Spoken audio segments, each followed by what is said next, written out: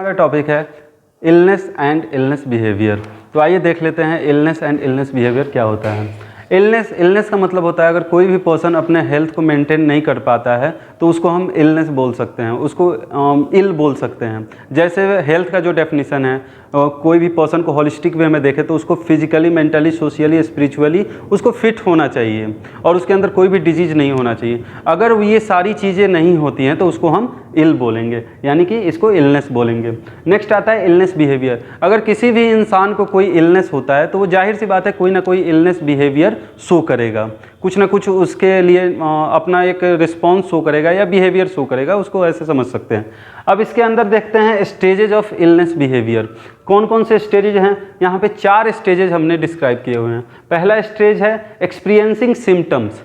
Experiencing symptom में क्या होता है? व्हेन ए पर्सन एक्चुअली इल, अगर वो एक्चुअली में इल है तो वो कुछ ना कुछ सिम्टम से एक्सपीरियंस करेगा और कुछ ना कुछ बिहेवियर शो करेगा।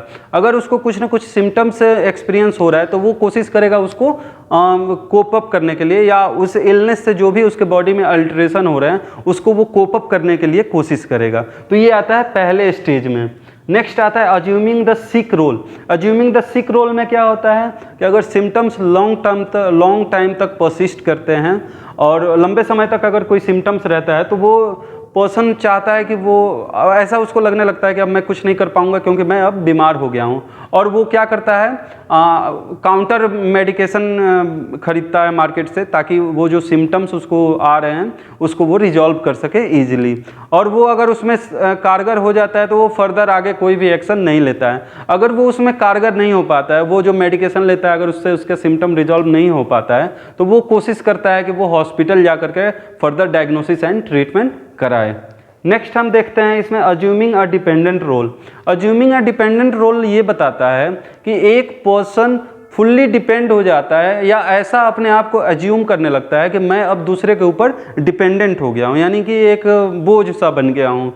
जाहिर सी बात है हमारे फैमिली में अगर कोई मेंबर्स इल हो जाते हैं तो वो दूसरे के ऊपर डिपेंडेंट हो जाते हैं। अगर किसी पर्सन को क्रोनिक इलनेस है तो ये उसमें देखा जाता है कि वो लॉन्ग टाइम के लिए दूसरे के ऊपर डिपेंडेंट हो जाते हैं, यहाँ तक कि वो अपने डेली एक्टिविटीज़ को भी करने के लिए वो दूसरे के ऊपर डिपेंडेंट हो जाते हैं। तो इसमें यही देखते हैं, और अगर इसमें जो भी उसके वजह से अल्टरेशन होता है बॉडी में उसको ट्रीटमेंट करने के लिए उनको हॉस्पिटलाइज्ड कराना पड़ता है और आगे फर्दर डायग्नोसिस एंड ट्रीटमेंट किया जाता है इसमें। नेक्स्ट हम टॉपिक देखते हैं achieving resources and rehabilitation. Achieving resources and rehabilitation में ये देखा जाता है कि रिकवरी और रिहेबिलिटेशन जो भी है ये हॉस्पिटल्स में मेनली हो पाता है। ज़्यादातर यही देखा जाता है कि ये रिहेबिलिटेशन और रिकवरी हॉस्पिटल्स में ही होता है।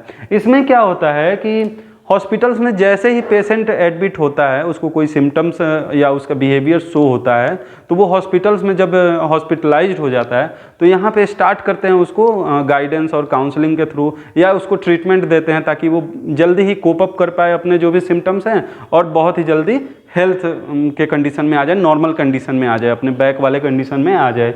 और इसमें एक ऐसा भी होता है कि मोस्ट पेशेंट जो है, बहुत सारे पेशेंट जो हैं वो इस चीज़ को अपने घर पे ही कर लेते हैं। क्या करते हैं कि अगर उनको ऐसा सिम्टम शो दिखाई देता है तो वो एक जैसे ढीठ की तरह जो बोलते हैं ना, एकदम स्ट्रिक्ट, नहीं मैं हॉस्पिटल नहीं जाऊंगा और मैं अपना डेली एक्टिविटीज़ करूंगा और मैं अपने रिस्पॉन्सिबिलिटीज़ को पूरा करूंगा।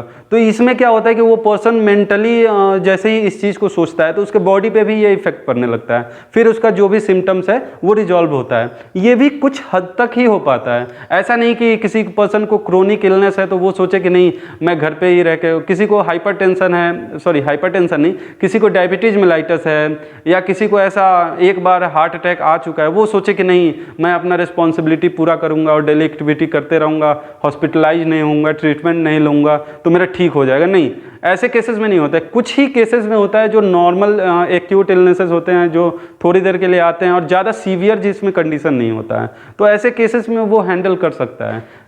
ठीक है, अब इसमें हम लोगों ने आज इलनेस एंड इलनेस बिहेवियर में स्टेजेस पढ़ लिए और इलनेस एंड इलनेस बिहेवियर क्या होता है।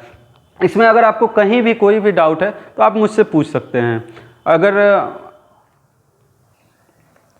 आप और भी इन्फॉर्मेटिव वीडियो चाहते हैं तो दिए गए डिस्क्रिप्शन में लिंक दिया हुआ है, उस पर क्लिक करें और ऐप को डाउनलोड करें। Thank you.